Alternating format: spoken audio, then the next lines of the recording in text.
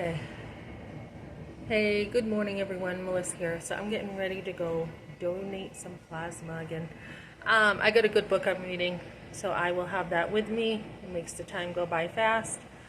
Um, so what do I want to talk about this morning? There's a couple things. So I had these comments, these negative comments keep coming on my comment section, and I just throw them out. Just throw them out, and then I watched a video that was really positive that helped me. So, what do we do when we're coming out with an abortion and people are attacking us, right? People are like, and this is women. I think it's women. It might be men. Um, Whenever you're coming out with the truth, you're going to have people come up against you. Truth heals, right? That's what happens. It heals. So you want truth in your life. So someone said to me, you could have not known that, what an abortion was. You must have known what an abortion was because you were 3 months along. No, I had no idea. No idea what an abortion was. And nobody ever talked about it in school. No one ever told me what it was. I knew that I was in big trouble and had just got condemned, shamed. This is as a kid, right? A naive 16-year-old. Adults have some kind of responsibility toward kids, don't they?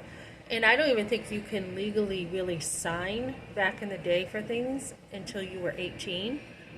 I don't know how all this worked. I don't know that I really was 3 months along. That's what the paperwork said, right? So here I am.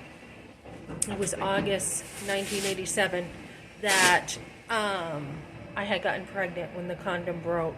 And then by September of 87, I start dating Mike. So I knew that I could not date both of them, right? I did know that. So I knew I had to make a choice, and I chose to date Mike instead of Randy. So I was with Randy for a whole year.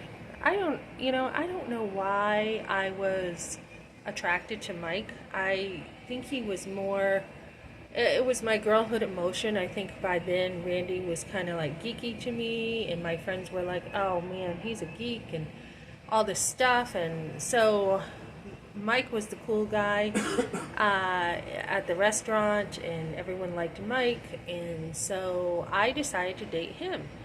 And no, I wasn't even showing. I mean, you're talking about a 16-year-old who I was always skinny as a kid, always pretty active. So no, I had no idea. Why would I? Did I feel any sickness? No. Would I think I'm pregnant?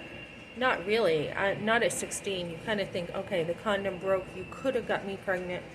But a lot had happened. I was in school. I was working. I think by then, after Billy's Restaurant, I was working at Steve's Insurance, hanging out at the video arcade place, hanging out at the mud shows and the horse races, and it just, life is busy when you are, well, it was for me when you were in high school. It's just like an exciting time. You're growing up, 15, 16, you've got a lot going on.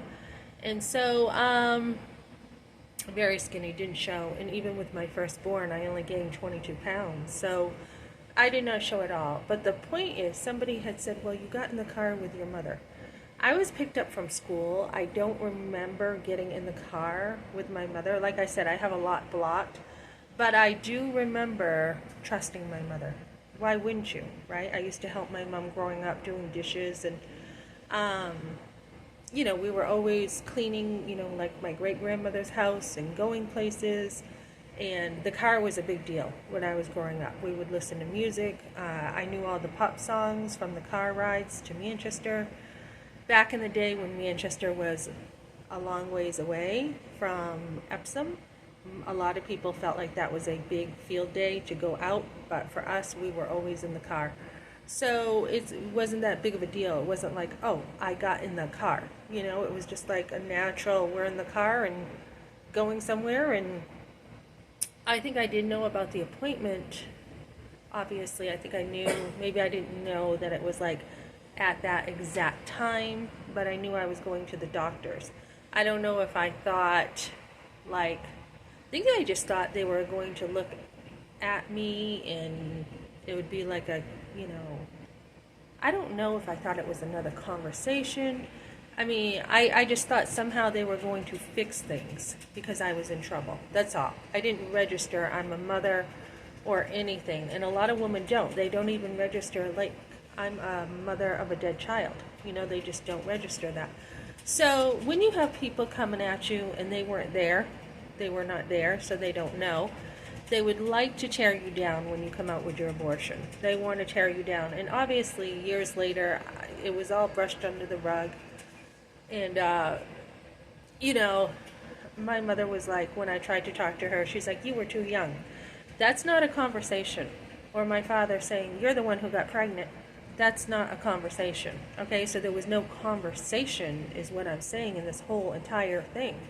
Those are assertions, right? Those are not conversations. Assertions are my body, my choice, right? So it's not a conversation. You want to have a conversation. The doctors did not have a conversation. My mom handed me the paper, said, sign it, don't read it. So, you know, when you have some trust for a mother or an adult in your life, I think you're going to try to go with what they say because you're trusting them, right? You're not, you have that intimate, somewhat intimate relationship with your mother or an adult, and she's taking over and she's running the show, so you're trying to, you know, figure out what your mother's saying, not what, like, everything else or everyone else is saying. So it took many, many years to process it, and there was something I was processing the other day, too. What was it? Oh, I know what I was thinking of last night, too. I was thinking of, I wonder if I should call Randy's mother, right? I'm like, I wonder if I should call her and talk to her about things, because she didn't even have a conversation with me on the way home. She didn't even bother with me, you know? So I did see her years later at Walmart, and she was kind of hiding her husband from me. So I mean, he knew, but she was protecting him. He died. I don't know if he had health issues, but I had thought about going up to her, and I saw on social media years later she was actually a Christian. So this is a Christian woman who did this. Why was she picking me up? Why wasn't my mother there? My mother should have been there, right? She caused this, so she should have been there. My father didn't bother. You know, no one asked, are you okay? What, you know? I did go up to my husband after. He was my friend then, I think. Were we dating? Yeah, he was just my friend then. And we were in the dining room, and I told him I had an abortion. He's like, oh my goodness, I'm sorry, you know? So he had showed some empathy there.